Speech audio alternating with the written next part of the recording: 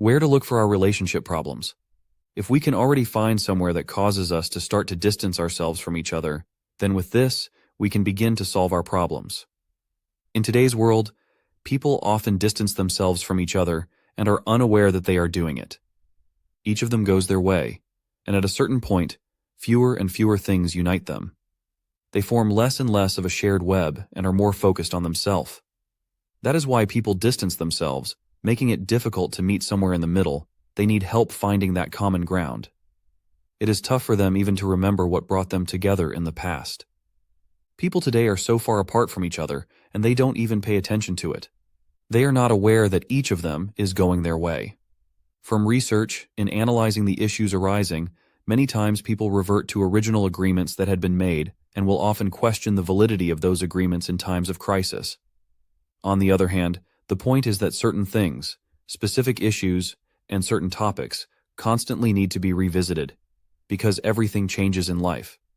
We also change, and our approach changes too. Our values and our beliefs may change.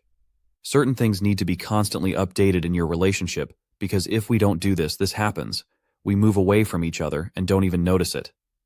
Therefore, if you think that you don't talk directly about your needs or expectations, you are in the same situation as most couples. There is nothing wrong with that if you are aware of it and want to learn how to better express those needs.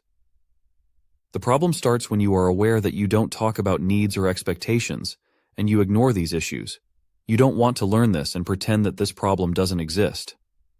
When discussing needs and expectations, I encourage partners to talk directly about their needs.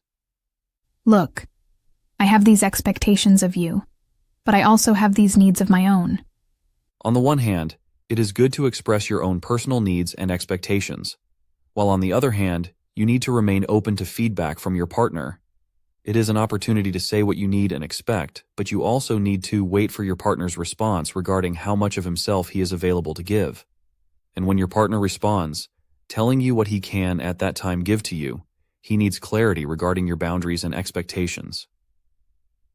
Often, the problematic situation in a relationship comes from the fact that once someone talks about his needs and his expectations, even though the other person feels that he can't meet those needs, that person closes himself off and can't say something like, "I'm not ready to meet all your needs in this way."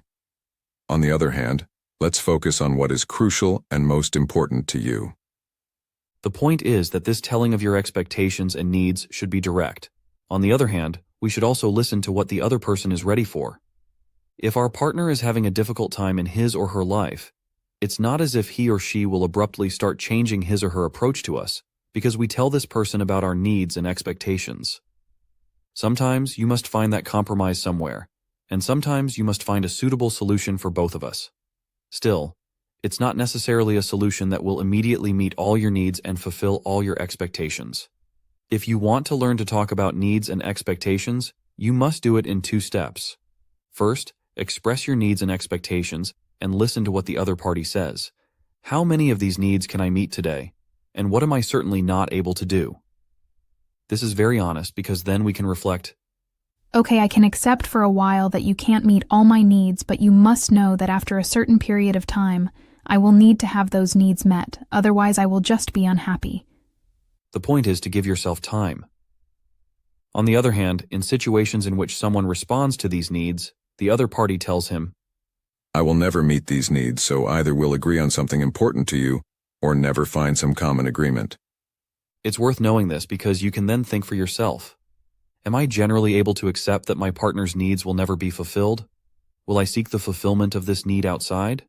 Or will I reevaluate my life in such a way as to push this need away and replace it with other needs? There are many situations in which people get along on something or change. Some say, If you can't meet this need, then I can't be with such a person because I will never be happy, because I already know that you are not the right person for me. The important thing is that in talking about expectations and needs, we need to be open to the fact that our relationship can grow and that we will eventually face the truth and learn that we will never be happy with this person. When we distance ourselves from each other like this, often because we don't talk about it, we are often unaware that we begin to think about certain important issues quite differently. There are such topics that need to be repeated over and over again in a relationship, because otherwise we won't see that something has changed. This is where the problem known as changing values alone often comes in. That is, I start to work on myself and reevaluate my life. I do not tell the other person this, while I expect her to accept it, that she will figure it out on her own. On the other hand, think about it. Aren't there sometimes situations in your relationships where the other person says something completely unglued from reality? We are then strongly surprised that we talk to someone we know well, someone we love, but we don't recognize this person.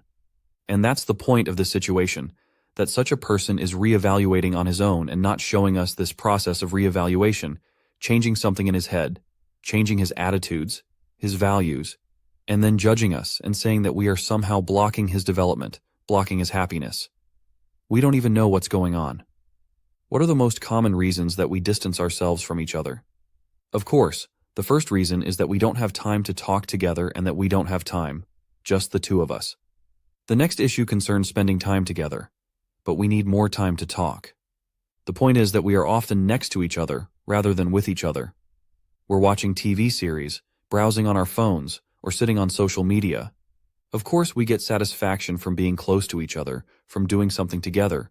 On the other hand, when we are only next to each other but never really with each other, we miss real quality time. What often unravels here is that we need to talk about our relationship priorities. Very often someone else fills our time, for example, someone who is a toxic person in our environment who constantly reminds himself of this attention, and we choose this person to have inner peace. On the other hand, we don't see that by settling for this inner peace, by responding to this toxic person's requests and resentments, we are missing out on something important. That is, we are making time for a person we don't want to make time for, but by doing so, we have less and less time for people that are important to us. Suppose we think that love will take care of everything. In that case, we very often miss the warning signals that our partner sends us, that he or she is an unhappy person, that some change is taking place in him or her, and we can't react to it because we cover it all up with this false illusion that love will solve our problems.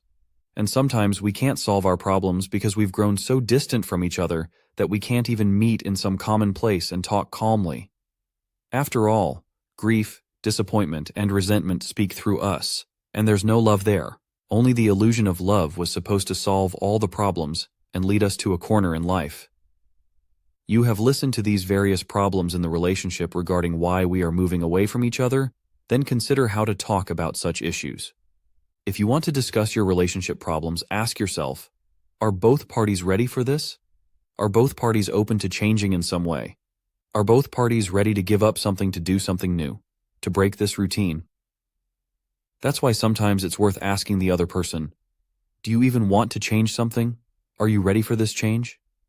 It is also worth asking the partner how he sees our current situation. If the partner says, I am happy, I will not change anything. If you are unhappy, you change. You fix yourself, you change something in your mind, and you will be happy. However, this is a clear signal that this person will not give up on your current life so easily. Nothing will happen without this willingness to change both sides and give up certain things of both sides to free up this time, this space, for new things that can fix this relationship. I invite you to the next section. If you liked the material, leave a like and send it to a friend or someone close to you who may benefit from this knowledge. If you want to support our work and help us create more valuable videos, there is a link in the description.